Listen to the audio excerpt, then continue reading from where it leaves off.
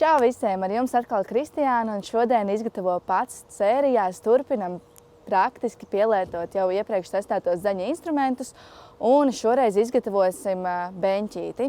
Pirms mēs sākam izgatavot beņķīti, mēs arī viņu apkrāsosim tā, lai viņš būtu tādā smukā, tumša brūnā krāsā. Un tad, ar ko mēs sāksim, tad uzvilksim arī cimdus pie viena, lai nesaķēpētos. Un taisam vaļā jau arī mūsu beicīti.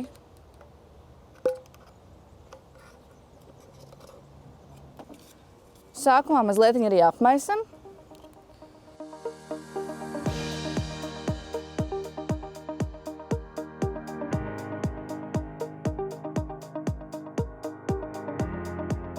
Tagad, kad beicīti mums jau ir samaisīti, tad ķeramies klāt un sākam krāsot.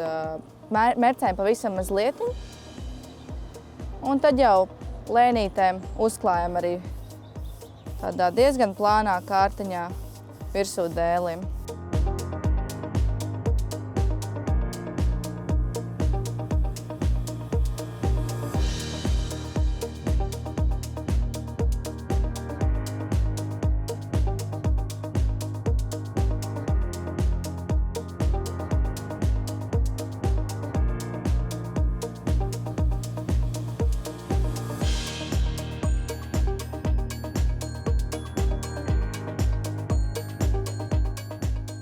Tad, kad visi dēļi jau ir apbeicēti, tad ir jāpagaida aptuveni 20–30 minūtes, bet tas ir ļoti atkarīgs no ražotāja. Tagad, kad esam pagaidījuši tās 20 minūtes, tad varam jau sākt lēnām slaucīt to dēli, lai atbrīvotos no liekās krāsas, kura nav iesūkusies iekšā.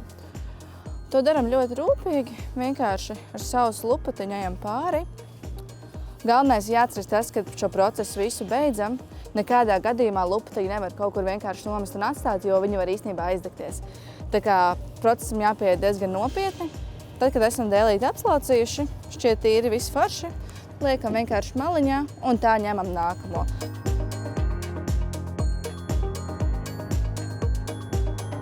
Nu, tad jau ir pienākusi nākamā diena, jo kopš uzklājām lineļas beici ir pagājušas 24 stundas, kā arī norādīts iepakojumu, lai dēļi pilnībā paspētu mums izžūt. Un tad jau sāksim tagad visu skrūvēt kopā. Sāksim, ka paņemsim pirmos dēļus. Man te ir uzrakstīti arī cipariņi, lai es labāk orientētos. Jūs tāpat varat izdarīt. Un tad veidosim paša šīta beņķīša karkasu.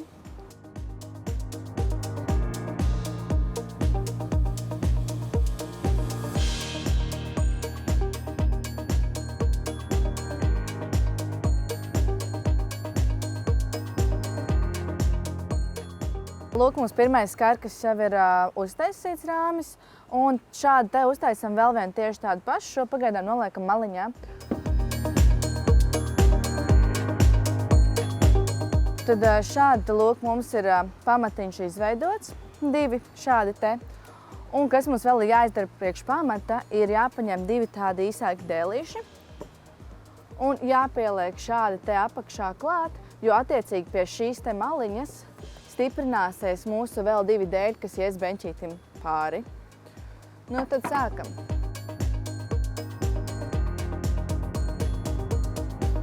Tad, lūk, šādi te mums viens ir pieskrūvēts dēlīts klāt augšaņai, un tāpat arī izdarīsim otrā pusītē.